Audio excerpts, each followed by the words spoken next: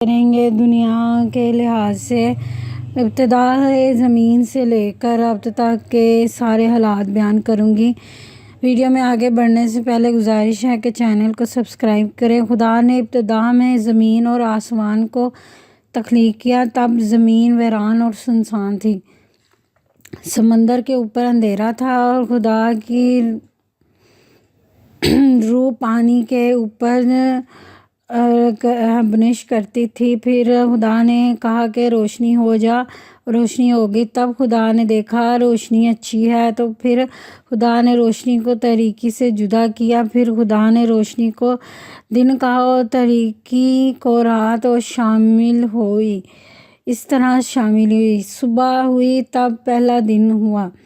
خدا نے کہا کہ پانیوں کے درمیان فضا ہو تاکہ پانی پانی سے جدا ہو جائے۔ پھر خدا نے فضا کو بنایا اور فضا کے نیچے کے پانی کو فضا کے اوپر کے پانی سے جدا کیا، اور ایسا ہی ہوا۔ خدا نے فضا کو آسمان کہا، اور شام ہوئی اور صبح ہوئی اور پھر دوسرا دن ہوا۔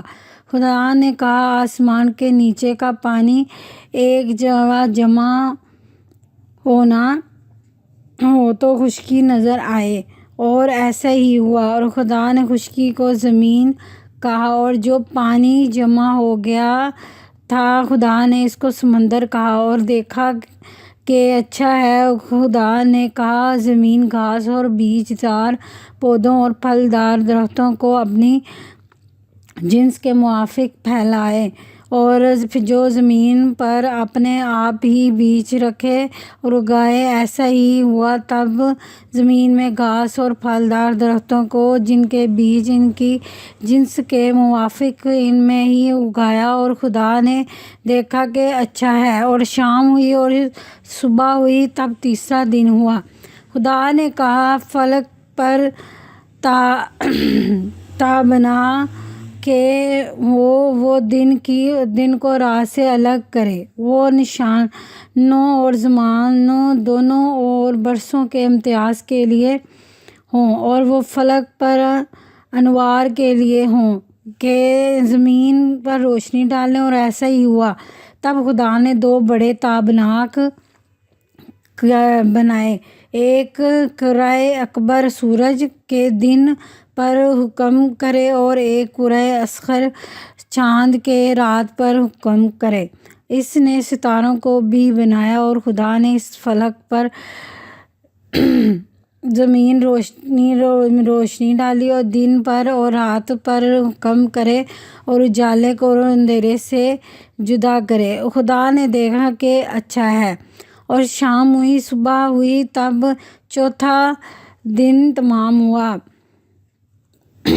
چاند اور اس کی تخلیق اور حضرت آدم علیہ السلام کے بارے میں بتاتی چلوں۔ پھر خدا نے کہا کہ پانی کثرت سے جانوروں کو پیدا کرے کہ تاکہ پرندے اوپر فضا میں اڑیں۔ خدا نے بڑی بڑی بلاؤں اور مچھلیوں کو سمندر کے پانی میں پیدا کیا، جن کی جنس جدا جدا تھی۔ ہر قسم کے پرندوں کو ان کی جنس کے موافق پیدا کیا، تب کہ ان سب کو دیکھ کر خدا خوش ہوا۔ اور پھر شام ہوئی اور صبح ہوئی، اس طرح پانچواں دن ختم ہوا۔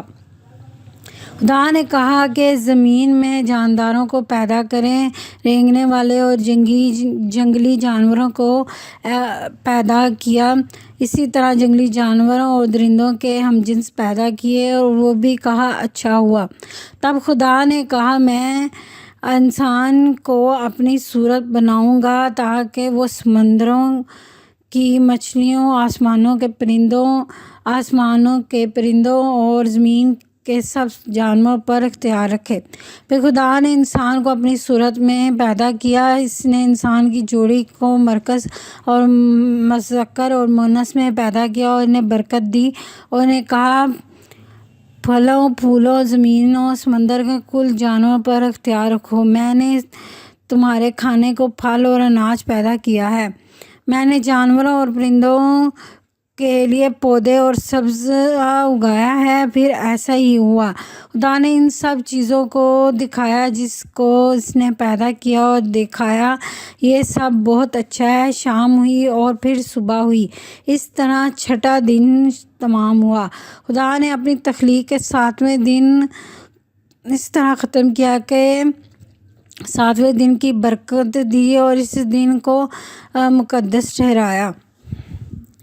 خدا نے مشرق اور مغرب کی جانب عدن میں ایک باغ لگایا اور اس میں اپنے تخلیق کردہ مرد اور عورت کو رکھا۔ اس باغ کے درمیان میں زندگی کا درخت لگایا اور وہ درخت بھی کیا لگایا کہ جیسے شجر علم ہو۔ یہ درخت نیکی اور بدی کا علم دیتا۔ خدا نے مرد و عورت سے کہا، جس مرضی درخت کا پھل کھاؤ لیکن اس درخت کا پھل مت کھانا۔ یہ حضرت آدم علیہ السلام اور حضرت حوا علیہ السلام کے بارے میں بات ہو رہی ہے، جو نیکی اور بدی کا علم ہوتا ہے۔ اگر تم اس درخت کا پھل کھاؤ گے تو اسی دن مر جاؤ گے۔ خدا نے جتنی بھی مخلوق پیدا کی تھی، سانپ بھی اس سے زیادہ چالاک تھا۔ سانپ نے عورت سے کہا، تمہیں خدا نے اس درخت کا پھل کھانے سے منع کیا ہے؟ عورت نے جواب دیا کہ ہم باغ کے درخت کا پھل کھا سکتے ہیں لیکن یہ جو باغ کے درمیان والا درخت ہے اس کا پھل نہیں کھا سکتے، کیونکہ خدا نے ہمیں بنایا ہے کہ اس درخت کا پھل مت کھانا۔ اگر ہم نے اس درخت کا پھل کھایا تو اس دن مر جائیں گے۔ تم بالکل نہیں مرو گے۔ سانپ نے کہا، خدا جانتا ہے کہ جب تم اس درخت کا پھل کھاؤ گے تو تمہاری آنکھیں کھل جائیں گی، تم بالکل خدا کی طرح بن جاؤ گے، اچھائی اور برائی کو جانے بغیر۔ عورت نے درخت کی خوبصورتی کی تعریف کی اور اس کو خوشنما پایا۔ اس نے درخت کا پھل کھایا اور مرد کو بھی کھلایا۔ تب ان کی آنکھیں کھل گئیں اور انہیں معلوم ہوا کہ وہ بے لباس ہو گئے ہیں۔ انہوں نے انجیر کے پتوں سے اپنا جسم ڈھانپ لیا۔ ناظرین، اس سے آگے کی ویڈیو کل بتاؤں گی۔ ملتے ہیں نیکسٹ ویڈیو میں۔ امید کرتی ہوں آپ کو یہ ویڈیو ضرور پسند آئی ہوگی۔ یہ سب حضرت آدم اور حضرت حوا کا واقعہ بیان ہو رہا ہے۔ اللہ تعالیٰ نے 7 دن میں دن اور رات کو کیسے بنایا، روشنی کو اندھیرے سے جدا کیا، کیسے چرند پرند بنائے اور درخت، ان سب کی تخلیق کا ذکر کیا گیا ہے۔ امید کرتی ہوں آپ کو ویڈیو پسند آئی ہوگی۔ ملتے ہیں نیکسٹ ویڈیو میں۔ اللہ حافظ۔